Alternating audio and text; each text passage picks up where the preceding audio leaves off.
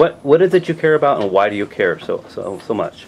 Well, because I see all these reasonable people trying to appeal to religious nutbags who have just been conditioned to expect that by default they are somehow deeper or more spiritual because of the fact they believe in this bullshit, and these people who take the time to walk them through it and try to be nice and try to say, you know, well, I might not believe this or that or the other, but you know, but Mom and Dad, please still love me. Do you know what I mean? Mm-hmm. And it really pissed me off when the response to that is, well, you're still gonna burn in hell forever, and you see the look in their face, and they go back to that time when they were 5 years old, and they wake up from nightmares from having their skin burnt off, and it just pisses me off so much because they're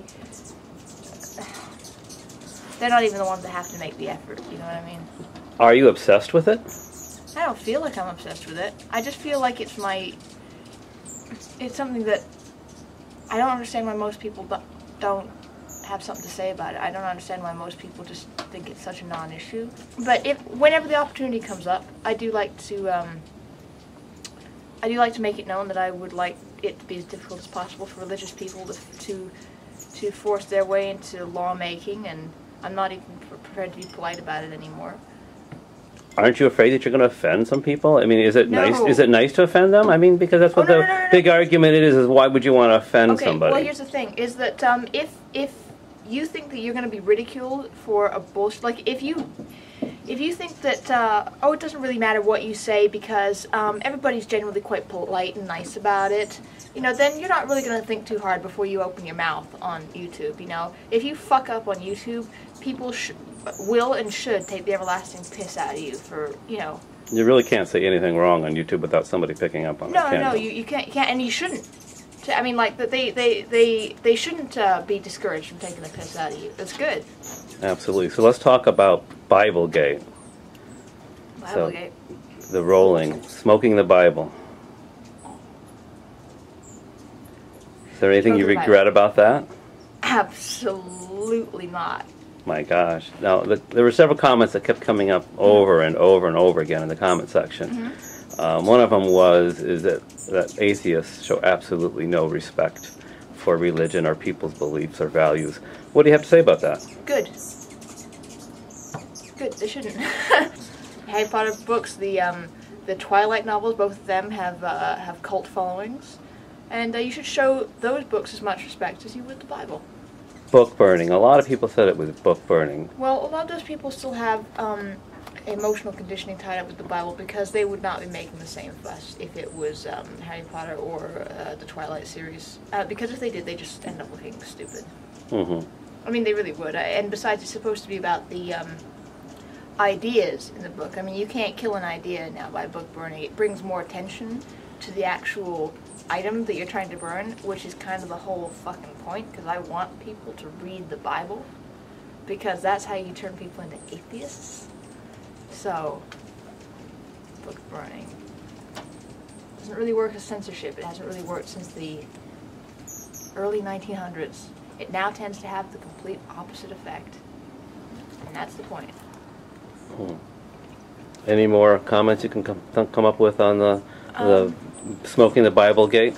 Well, I mean, it's not like it was surprising that it sparked some kind of controversy with the atheist community. I mean, it's disappointing because those kind of little videos like Crackergate and Biblegate really show up the hypocrisy, any remaining hypocrisy within the atheist community.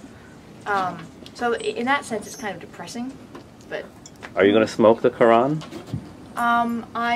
I could, I mean, but I'd like to try and do something a little bit more original and tailored to the Quran, you know, than just smoking the Quran. I mean, I'm not quite sure. I'd have to read up on it and find something, you know, uniquely, that would be unique to the Quran. You know, something, I mean, I could smoke the Quran if you guys like to, but it's kind of like I've done that with the Bible, so.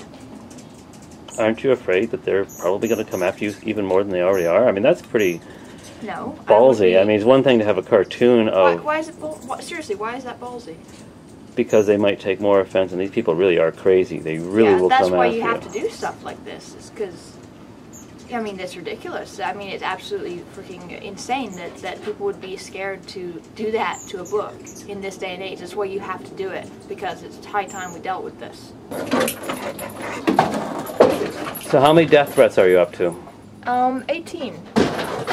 And where are they mostly coming from? Mostly coming from Europe, actually.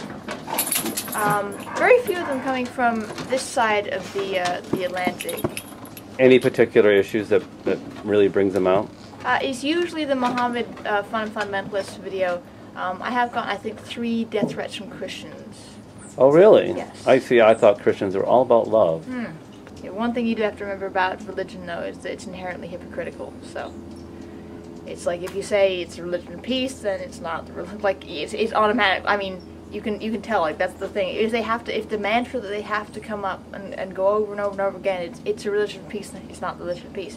If it's Christianity and Jesus is about love. Well, no, it's not. It's about guilt.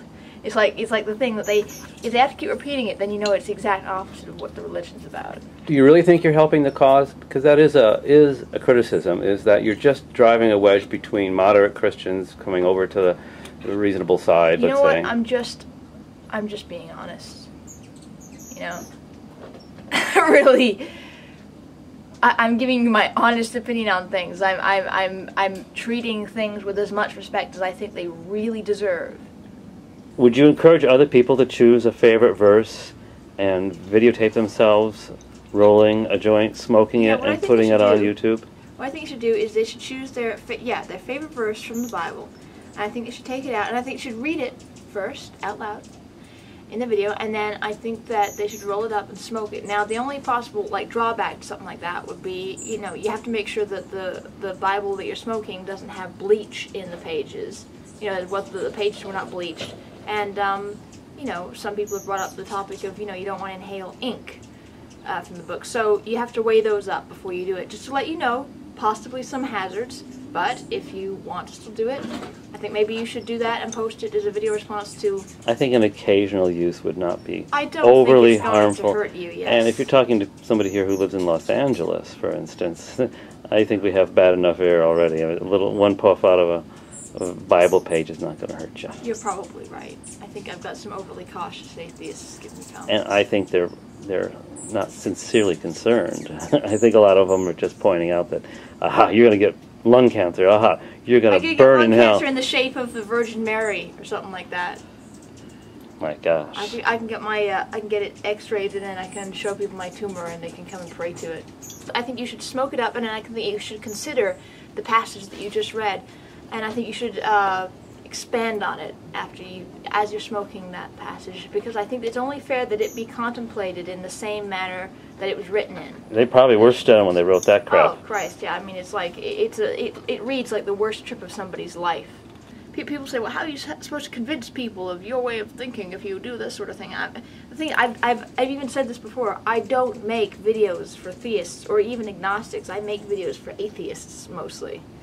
What do you say to those who are looking forward to you roasting in hell?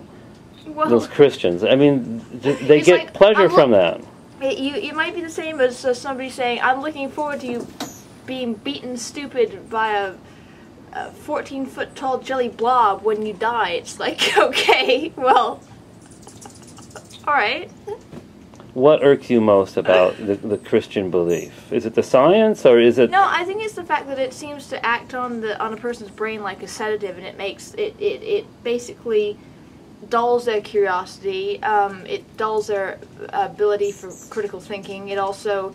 I mean, I can't have an engaging conversation with somebody who is deeply religious. It's completely pointless. I mean, there's nothing, there's nothing there. You can see it, you can see it in their eyes. Just, they only go so far, and then there's just everything underneath that is too sensitive for them to elaborate on. It's actually scary to them. Have you ever been contacted by a theist who's become an atheist and wanted to thank you? No, most of the people who I get contacted by are, no, I'm not the person who seems to convert people. I didn't set out to be that kind of person.